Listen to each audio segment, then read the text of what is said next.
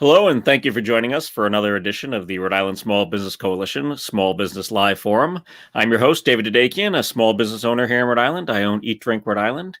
And if you don't know about the Small Business Coalition, if this is your first time joining us, please check out the rest of our Facebook page because you're watching this live on Facebook. Or if you're coming from another social media, check it out on Facebook at the Rhode Island Small Business Coalition. And the website is rismallbusiness.org. You can join us there on the website. Sign up for the mailing list, find out all information of what's going on with the coalition. We'll soon be returning to bi-weekly meetings with a new web portal coming. But right now, you can check out our website and sign up at rismallbusiness.org. Our guest today is Congressman Jim Langevin. Congressman, it's very nice of you to join us today. Thank you.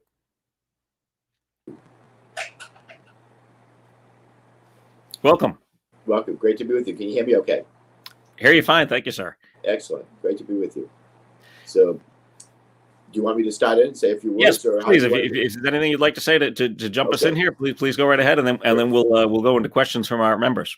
Sounds good. Well, first of all, hello to everybody in the small business community. I want to thank you for having me on the program, and Dave, thanks for your kind introduction, and really appreciate the opportunity to be with the Rhode Island Small Business Coalition for a great live discussion, some great questions. So.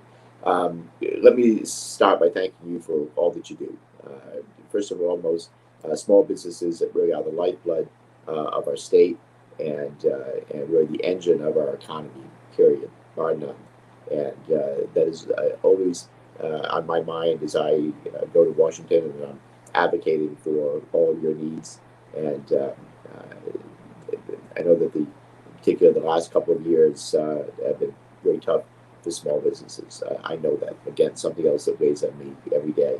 So that's why I work so hard in Congress with my colleagues in the delegation and my colleagues from around the country to secure necessary relief for small businesses. And I fought to get it out to the other doors as quickly as possible because the need was extremely great. I'm proud of the fact that 17,000 businesses in Rhode Island received over $1 billion from the Paycheck Protection Program. I know that helped so many small businesses keep their heads above water, keep their workforce intact as we tried to get through the pandemic. The 446 restaurants and bars in our state actually received over $100 million from the Restaurant Revitalization Fund, another important program, and nearly $30 million has been distributed to the live events industry as part of the Shuttered Venues Operator Grants Program. So I know that not every program was perfect. It was put together very quickly, again, because the need was so urgent. So I know that it was not perfect, but I have worked with many of you to troubleshoot the issues that you've experienced and hopefully helped you get the relief that you needed to keep your doors open. The other thing I'll say that as vaccination rates climb and we turn the corner now on the Delta variant, I certainly look forward to continuing our partnership to getting Rhode Islanders back to work and making sure that our economy bounces back stronger than ever before. Right now, Congress, as you probably know, is working on what have been deemed a once-in-a-generation investment in things like our aging infrastructure, which will create thousands of jobs in Rhode Island, provided we get this passed, and I have high confidence that we will. I'm also working to pass President Biden's Build Back Better agenda to lower costs for American families. A really important program to invest in things like childcare, paid family leave, and address the skyrocketing cost of prescription drugs. So, again, this is a historic opportunity. It is, it's been filled with challenges getting across the finish line. But I was with the president last Friday, and we're making steady momentum in getting a negotiated agreement through Congress. And again, these are things that really address the skyrocketing challenges that we face, including the skyrocketing cost of prescription drugs, which is another thing. So again, a historic investment opportunity, and I'm committing to make sure that we deliver for the people of Rhode Island, especially for our small businesses. So with that, thanks, Dave, and I will turn it back over to you. No, thank you very much, Congressman. That was a great summary. You certainly touched on a bunch of the things that our members have questions about and interest in. So we'll talk about a bunch of the things you just talked about there. Thank you very much again for joining us and for as you said, we know that you and a lot of folks around the country, but you especially here for us in Rhode Island, I've been working hard throughout all this, so thank you very much. I know personally, being a member of your Food First Advisory Committee, I've been to many small businesses with you. I know we often get a chance to interact and engage with a lot of our small business owners in the food sector. So I know you know just how many small businesses there are around the state, around your district, not just food based, but in many different sectors. So thank you for that. Let's start with the SBA, with those SBA programs, because that's the thing that obviously our members have a lot of questions concerned.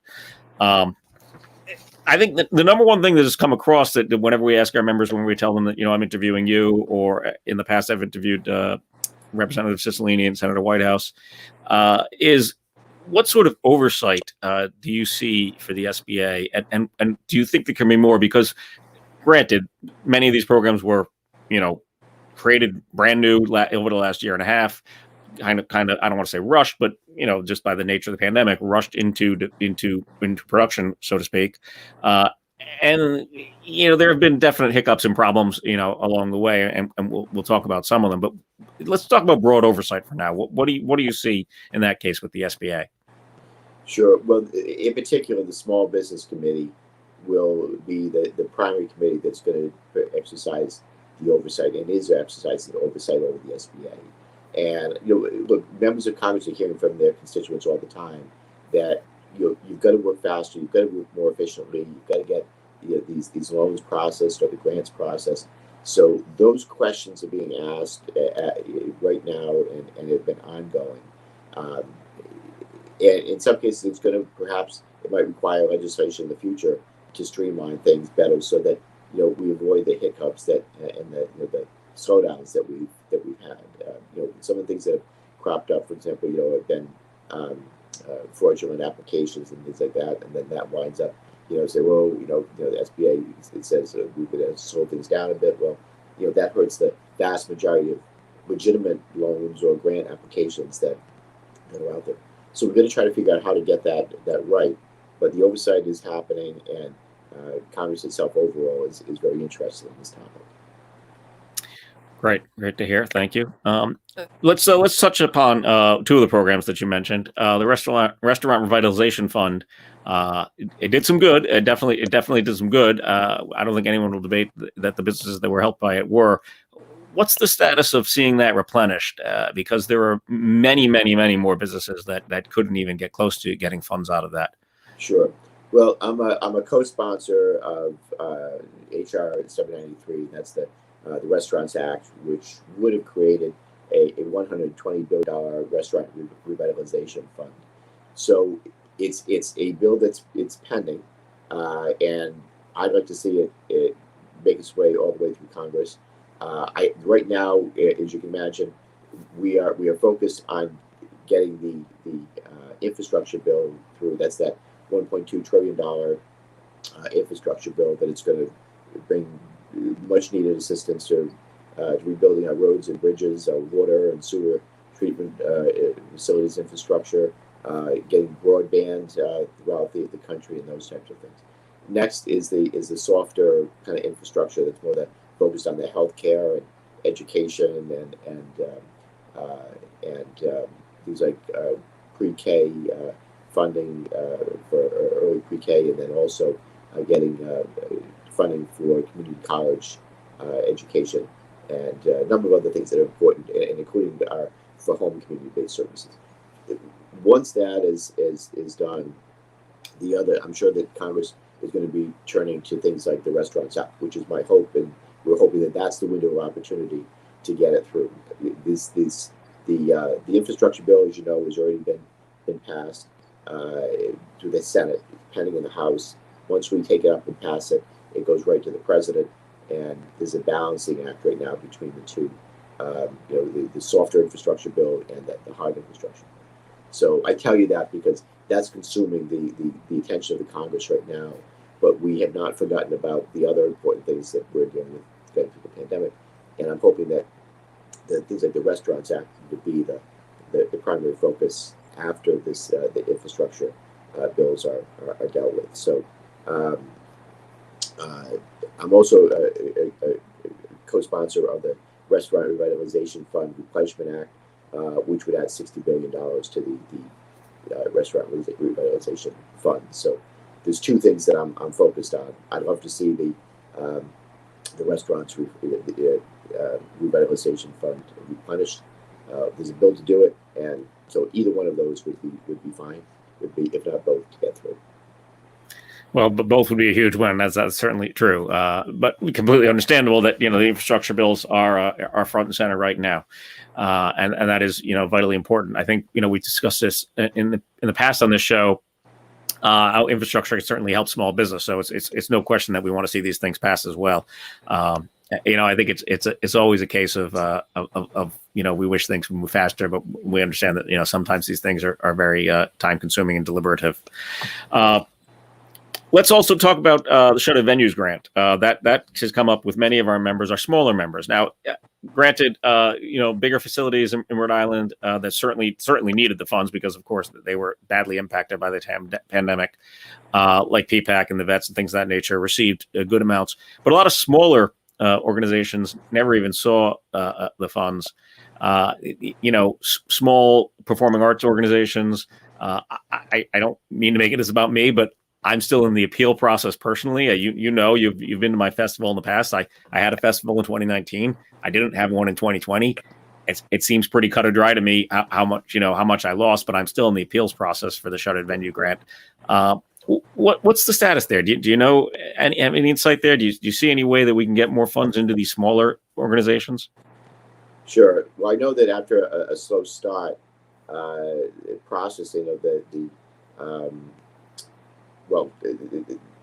was the Shuttered Venue grant operation, which was, I know that was after a small start, a slow start of processing Right. those grants, but it sped up quickly. And I know that more than 95% of the initial Shuttered Venue grant applications have been processed. As I understand it, there are about 12,000, just over 12,000 grants totaling $9.8 billion have been awarded. An additional $1.2 billion has been awarded in supplemental grants. In Rhode Island, it's a small number, unfortunately. It was like 65 initial and supplemental grants totaling $29.7 million has been awarded. And I know that the Shuttered Venue grant application the applications closed on 8/20. And right now, SBA is sending out invitations to apply for a supplemental grant to applicants who suffered a revenue loss of 70% or more in the most recent calendar quarter. So I'm hoping that that's going to be the thing that will help with SBA reaching out and inviting other small businesses to apply.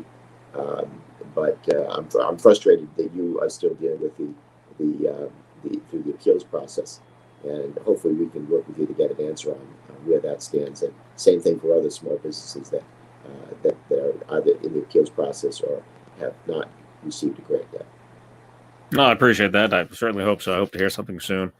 Me too. All right, so those are the main issues with the SBA programs. But as you mentioned, there were lots of positive too. I think we should mention that PPP was a huge help for so many people. I think it goes without saying that many businesses benefited from that, and big small to large businesses. And so thank you for that. How about any other programs? Do you see anything else? Is there any discussion around more programs or other new systems? Like I said, I know, understandably the focus on infrastructure right now and the Build Back bill, but do you see down the road more discussions for these things now that we've kind of, I don't think the pandemic is, I don't want to say the word over, but now that we've kind of gone through the brunt of it, and we've seen what programs work and didn't work and that sort of thing. Are there discussions to develop new things and continue this process? Sure. And I already talked. You mentioned the Restaurants Act and the Restaurant Revitalization Fund Replenishment Act that I'm co-sponsoring. Beyond that, I can tell you that Congress is looking at longer term investments that will increase productivity and help small businesses, mainly around the issue of workforce development. You can keep an eye out for that, but I'm hopeful that the final Build Back Better Act, which is getting pending in Congress right now, will include substantial investments and things like manufacturing and workforce development. Rhode Island still has, also, I'll mention that Rhode Island still has $1.1 billion in American Rescue Plan funds available. And the governor has said and has indicated that he supports using some of those funds to provide some further assistance for small businesses. I encourage and urge the governor to do that and use those funds as quickly as possible to help our small businesses. And I know that he's a small business centric focused governor, so I'm hopeful that we're going to have some support there. Those are the things that are kind of pending right now, but mainly it's around workforce development or getting the state to push out more money that we already provided from the federal level. That's being decided upon by the governor and General Assembly how those funds will be spent. Yeah, the opera funds will certainly be huge, and we have had discussions with Mayor Lorza, Mayor Grebian, Mayor. No, I'm thinking on the same for a second. Mayor Policina and Mayor Lombardi and Mayor Picozzi are coming up on the show, so we'll definitely be having conversations about those ARPA funds and not only at those city and town levels, but we have Speaker Shikarchi on the program in 2 weeks, so we'll certainly be talking about that 1.1 billion, as you mentioned, that the General Assembly has more oversight with. So thank you certainly for getting those funds for the state, for working those dollars into our systems. Thank you. Never enough, it seems, but we're trying. For sure. No, I mean that's the reality. I think there's always more need than there is money. But progress is something. There's always some progress. That's good. How about, you mentioned workforce development, and obviously that's key. A lot of our small businesses can take advantage of that, especially now when it's been very, very difficult to hire people again. Do you any thoughts regarding the unemployment systems or things of that nature? I think all those programs have ended. What were you? How do you think that worked? Do you think there'd be more changes to that in the future, or is that kind of return back to the states and go from there? Well, if you're talking about enhanced unemployment assistance, I don't see any appetite now for that in Congress. I mean, regular unemployment will still be available, but right. I think we heard from too many small business owners that there were and are still struggling to get people back to work.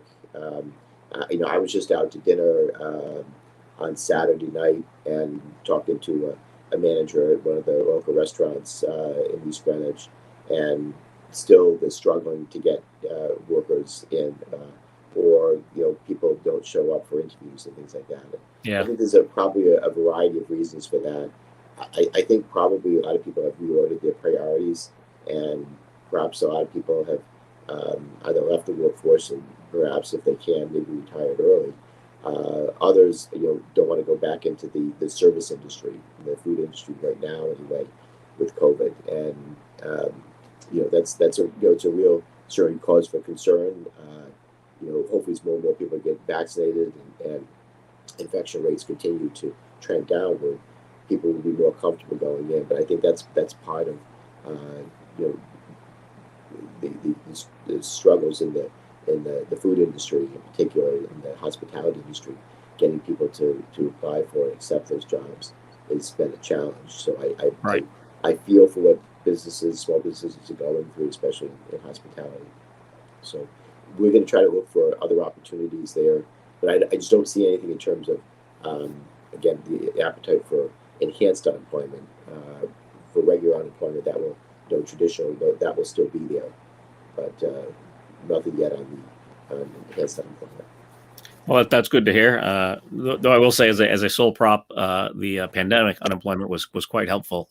Since I've never been able to collect unemployment in my life. But that was a valuable Yeah, definitely aid. important when it was needed, and we rushed to get something out because people needed to be able to pay their bills, keep their heads above water, put food on the table, keep a roof over their heads, and we put together the program quickly. First, it was the additional $600 a week for enhanced unemployment. Then went down to 300. So hopefully, we have gotten through people, through the worst of the crisis, and now that the vaccine is out, hopefully we're going to be able to get right back to normal and get people gainfully employed once again. Exactly. Yes. Thank you. Changing gears a bit, I know one of your specialties, one of the areas that you focus on is cybersecurity. We've talked about this on this program before, how, the systems that were in place now, anywhere from, billing and invoicing to payroll to things like that, all these things that small businesses use are so crucial to our everyday today life. Even Facebook being down yesterday, it was some sort of an inconvenience to some, but worse than an inconvenience to those who use it for their business. So now that wasn't a cybersecurity crash, that was an error on Facebook's part. But I've seen these stories. We read about meat packaging plants getting cybersecurity threats and ransom demands. Clearly, if that something like that happened to a small business, a business of only 5 to 10 employees or something like that doesn't have the means of the capacity like a meat packing facility does, that would be a crushing blow. Where are we with improving systems with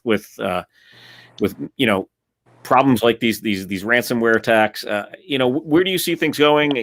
Tell us your overview on cybersecurity and how it affects small business right now.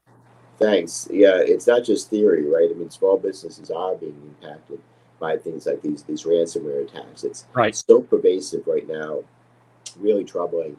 I know that President Biden is taking this very seriously. The Congress is taking this very seriously. I take it obviously very seriously and have for years, and so we're trying to get our arms around how to better protect small businesses, large businesses, even municipalities or hospital systems. A large part of it is because you have these organized crime groups that are using ransomware as a revenue source, and then been pretty effective, unfortunately, in going out there and carrying out these ransomware cyber attacks. So what I would say to everyone that's listening, do your best right now to make yourself more resilient.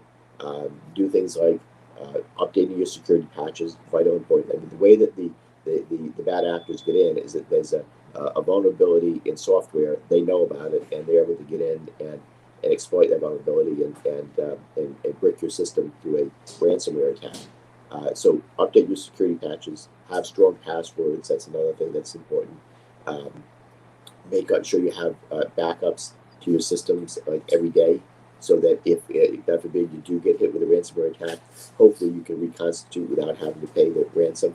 Those are some of the basics. Just practicing good cyber hygiene training employees not to click on, reminding them not to click on attachments that from entities they don't know, or going to websites that clicking on a website that could be someone to download malware onto your system. Those are the basics. Beyond that, I'm very pleased that President Biden is going to be convening a ransomware summit. This is going to be an international effort, and we can do so much more working with our partners and allies around the world to crack down on these ransomware attackers. President Biden, I know, has had direct conversation with President Putin about making sure that Putin hears loud and clear that we're pissed off, and that Russia has to do more to crack down on the ransomware attackers that are operating really right now with impunity within Russia's borders. I was in the Oval Office with President Biden just over a month and a half or so ago, and I was able to thank him about the work he's doing on cyber. He and his team. He's got a rock star group around him that are really doing important work. And I said it's just so important that we do continue to show that kind of leadership and attention to it. And he said it's got Putin's attention. I can tell you that. And so hopefully Russia's going to start acting. The president made it clear if Russia doesn't, we will. And Russia needs to be held accountable too. That there could be sanctions against Russia or the entities operating within Russia that are carrying out these attacks. Right. Now, I think that's a valuable point. That even if they're independent entities, they are in Russian soil in most of these cases. And I also I don't think I've heard practice good cyber hygiene before. I like that. That's a good term. I appreciate that. That's sure. Well, thank you very much. I know. Just coincidentally, I don't know if this is really an area that's similar or not, but as we speak, there happens to be the Facebook whistleblower in front of the Senate committee. Any thoughts there on that? I know Representative Cicilline has a bill involving breaking up some of these larger entities. Thoughts there? Yeah, and I think I'm co-sponsoring that bill with David. But I am concerned about the power that tech companies have. Look, these platforms can be very good and useful for many things in terms of communication and commerce and helping small businesses. But like with any technology, it can be abused or misused, and that's where government needs to step in, crack down with regulation. Certainly, if there's anything in respect to engagement to children. We absolutely have to step in. Government has to step in and making sure that we are protecting society, protecting the most vulnerable, especially children. And so, I am deeply troubled by what I'm hearing from the Facebook whistleblower, especially where it sounds like, according to her, that Facebook knew that it was stoking divisions within our society and doing it to putting profits over the best interests of the company or individuals, and that's where government again needs to step in. But we need to make sure that whatever algorithms Facebook or any other social media entity is using, that it's not putting people over profits and not putting profits over people, I should say. We need to make sure that. We need to make sure that people are first. We protect those in our most vulnerable in our society, most vulnerable in our society, especially. So the fact that during the election season, Facebook was evidently, according to this whistleblower, was using algorithms that further divided the country. That needs to stop. Facebook needs to be held accountable, and I'm hoping that my colleagues and I, the Congress, will do just that. Hold Facebook and any other social media entity accountable for any divisions that they're stoking. So again, any technology, it can be used for good or for ill, and we want to make sure that the right parameters are in place so that technology is only used for the best interests of the American people. That's a very valuable point. Thank you. So one of the last things we're going to talk about, and you've already touched on it a bit, was the infrastructure bill and what that's going to bring to Rhode Island. Obviously, it's kind of a fluid situation. I know right now you've got a deadline at the end of the month. I believe I saw the speaker has asked for. But I think it's important for our small business members to think about that Build Back Better bill as well. I know the child tax credit is a key part of that. And as we've discussed on this show in the past, credits like that, or stimulus checks and other things that have come across in the last year and a half, when the average American gets that check, they're not spending it, putting it into the stock market or something. They're spending it on small businesses. They're going into their local community and spending that money. And so those types of things are extremely important to our lifeblood as well.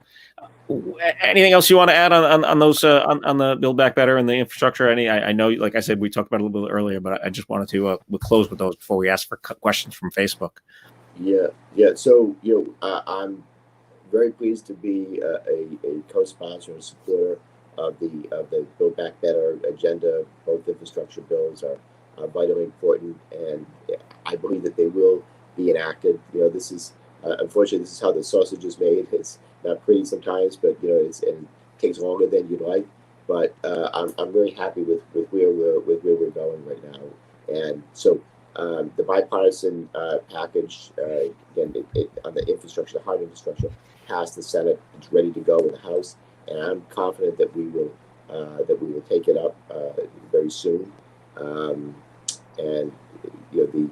I think it's going to do it's going to put billions of dollars into Rhode Island's economy on both infrastructure bills if they're passed. So stay tuned. I think that we'll have good things to come before the end of the month, and it's going to be good for Rhode Island. It's going to be good for the country. But when you think about how we're going to be able to invest in not only repairing our roads and bridges and water infrastructure and getting broadband everywhere, but also on the human side, that we're actually going to help with things like child care and early pre-K, paid family and medical leave. I mean, everyone should have access to paid family medical leave. Whether you're sick yourself, or you're caring for a loved one, or need a day off to take someone to the doctor. I mean, that's just basic human decency, I think, and meeting basic human needs. It's gonna help in the long run make our country a better country and help families. And by the way, if there's more support there for childcare, I believe that it's going to help more women enter the workforce or re-enter the workforce, so that they know that there's a place for their kids to go. They can afford the childcare that they need, and again, it would free up the parent to again enter the workforce and fill the many jobs that right now are going unfilled. So that's an excellent point. Yeah, it's a generation investment in people, not to mention the investments it's going to make in our healthcare infrastructure. So. No, thank you. Yes, it's an excellent point. I know a lot of childcare doesn't always just fall upon the women, but it's the majority, and a lot of small business owners who are had to pull back over the last year and a half because of childcare. It's a big issue. So thank you for that. That's a very good point. Do we have any questions from the Facebook audience before we wrap up here? I think there's a comment. Ben? There are, yes. Hello. Thank you. Hello, Congressman. Hey, Ben, great to see you again. You as well. We have some questions. Diane wanted to know about the travel industry. All right, there we go. Diane's a great member of the coalition. She's been very active. She asks, not sure why the travel sector was left out of the shuttle venue grant. We should have been included, as they're just opening international travel. Any thoughts on the travel industry and what's going on there?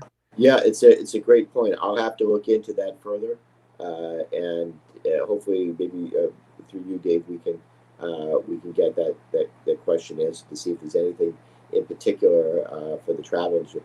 I would have thought that would have been travel would have been included in the American Rescue Plan, and I'm not sure why specifically they're not, or if they just didn't understand the parameters of the program. But let me find out to see if there's something that they're not taking advantage of that they could have. But certainly the travel industry is right up there, in importance with our shuttered venues grants and Restaurants Act. It's a very important part of our economy. So let me look into that further. Well, thank you. I know you're working hard on this, like we said before, but I know you've got a great staff, and they're all working hard as well. What's the best contact point that we could put up for members of the Rhode Island Second? Yeah, so you can contact my office. Ryan Curtis in my office would be the best point of contact in Rhode Island, and the office number is 732-9400, and reach out to us and get in touch with us there. Thank you. Okay. Ben's got the number there on the screen, and Ryan Curtis is the person to contact there in your office. Yeah. His direct email is ryan.curtis@mail.house.gov. Great. Thank you very much for that contact info. Thank you again for your time today. We really appreciate it. Anything you want to say in closing? Just thanks for all you're doing and helping to keep the small business community up to speed in terms of information. Thanks for the platform today for me to talk to your members, your viewers that are on the line today. We want to make sure that we continue to stay in touch. Small businesses are a top priority for me and all my colleagues in the congressional delegation here in Rhode Island, and we're going to continue to do everything we can to be your voice and vote in Washington and your strongest advocates. So thank you. I would say hang in there. I know that it has not been easy, but and also I should also mention that Lindsay Russell in our office is also a point of contact too for the small business community. So Lindsay Russell, and that's lindsay.russell@mail.house.gov. You can reach out to her directly in the office. I misspoke there. Ryan is also involved with this, but Lindsay would be a better contact to reach out to. Great, thank you. We'll put all that in the comments below here on the Facebook Live, and you can always watch the show if you're not watching it live right now. If you came in late, you can always catch the rest of it on the playback and comments and things of that nature down there. And I saw that Lindsay's email just popped up. There we go. Yep. We're trying to be on it. Yeah, thank you. Well, I really appreciate you taking the time today, Senator. I always enjoy talking. Representative Langevin, I always enjoy talking with you. Your answers are always very thoughtful and get to the point of the matter. So thank you very much for your time, Congressman. I appreciate it. Dave, thank you too. All right. I just want to, I dropped my notes. Just want to tell you about our guests coming up on the show. Again, a thank you very much to Congressman Langevin for being here. In 2 weeks, we have House Speaker Shekarchi, Rhode Island House Speaker Shekarchi. That's a very important interview. Please send in your questions to the Rhode Island Small Business Coalition. We'd love to ask him as much as we possibly can in the time we have with him. We've got Senator Reed coming up after that. And then, as I mentioned, we've got 3 mayors coming up in November and December. North Providence Mayor Lombardi, Johnston Mayor Policina, and Warwick Mayor Picosi. So thank you again very much for watching. Please check out, as Ben put there on the screen, RI Small Business Coalition, rismallbusiness.org. Sorry, dropping my notes threw me off for a second there. rismallbusiness.org. Follow us on Facebook and Instagram and Twitter and all of that. And thank you again for watching the show. Take care.